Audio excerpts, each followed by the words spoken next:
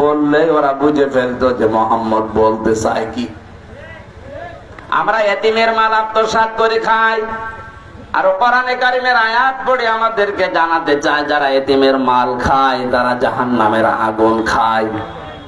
আমি যদি বাংলায় না বলি, শুধু আরবিতে বলি, ইন্নাল্লাযীনা ইয়াকুলুনা আমওয়ালাল ইয়াতামা যুলমান ইন্নামা ইয়াকুলুনা ফী বুতুনিহিম নার।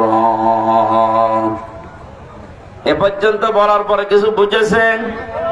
এখন যদি বাংলায় বলি, নিশ্চয় যারা এতিমের মাল ভক্ষণ করে, অন্যায় ভাবে জুলুম করে, ফাঁকি দিয়ে, যে আমার আগে যে কথা বলছিলেন উনি হয়তো এই কথাগুলো আরবিতে না বলে বাংলায় আপনাদের বুঝিয়েছেন। জনপ্রতিনিধি হবে হয়তো, যে মানুষের জমিন আত্মসাৎ করে, ফাঁকি দিয়ে খায়, এমনকি মসজিদের টাকা পর্যন্ত, গোরস্থানের জমি পর্যন্ত জাল দলিল করে গেছে। অথচ লোকটা নামাজও পড়ছে। ওই লোকটাকে যদি আমি আরবি কথাগুলো সারা রাত বলি, ও বলবে যা হুজুর আমার জন্য দোয়া করছে। আর ওইটাই উল্টিয়ে যদি বাংলায় বলা হতো, ওর মন খারাপ হয়ে যেত, বলতো কি পাগলামি কথাবার্তা বলে। ও জামানায় যেহেতু বাংলায় বলা লাগতো না, আরবি বললেই বুঝে ফেলতো আবু জেহেল। এই জন্য সর্বপ্রথম নবীজিকেও পাগল বলতো কোরআনের কারণে। কিসের কারণে? আজও এই দেশে সব ওলামা ইকরামকে অনেকে খারাপ ভাবে না। আমাদের হুজুর কত ভালো, সুন্দর সুন্দর করে কথা বলে। আজ 30 বছর ইমামতি করছে, কোন ফোস হাস নেই। অথচ হামজা কথা থেকে এসেছে, একদিনে আমাদের সব গোপন কথা ফাঁস করে দিল। আরে ও 30 বছরে যা বলেছে আরবিতে, ওটা যদি আমার মতো বাংলায় ব্যাখ্যা করতো, 30 বছর আগে ইমামতি চলে দিত। তাহলে নবীজিকে পাগল বলার 1 নাম্বার কারণ কি? কোরআন। বলেন। আজও এইভাবে কেউ যদি বলে, তাকে উল্টা পাল্টা নাম আজও দেওয়া হয়। 2 নম্বর, নবীজিকে পাগল বলার কারণ ছিল এমনি। কি কারণ? কোন কারণ এমনি।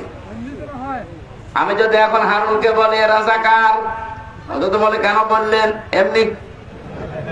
এমনি, কারণ আমার হাতে এখন মাইক আছে, মিডিয়া আছে, পাওয়ার আছে, আমি যা বলবো ওইটাই মানুষ শুনবে। ওই জামানায় নবীজিকে পাগল বলতো। 2 নম্বর কারণ কি? এমনি। আজও আমাদেরকে দেখেন অনেকে অনেক নাম দিচ্ছে, কোনো কারণ নেই, এমনি। 3 নম্বরে, বিশ্বনবী মুহাম্মদ রাসূলুল্লাহ ওই জামানায় তিনি একা দাঁড়িয়ে গিয়েছিলেন জুলুমের বিরুদ্ধে।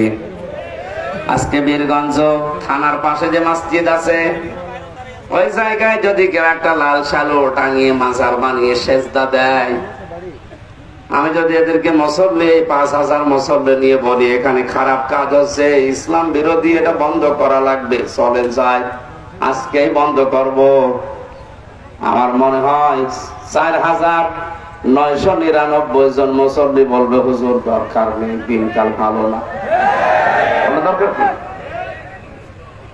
যে যা করছে করুক, লা ইলাহা ইল্লাল্লাহ, নামাজ পড়ান। বলেন তো, এই যে যারা নামাজ পড়লো, নামাজে বললো কি? তা'মুরুনা বিল মা'রুফি ওয়া তানহাউনা আনিল মুনকার, আয়াত দিয়ে ইমাম সাহেব নামাজ পড়িয়েছিল। যারা সব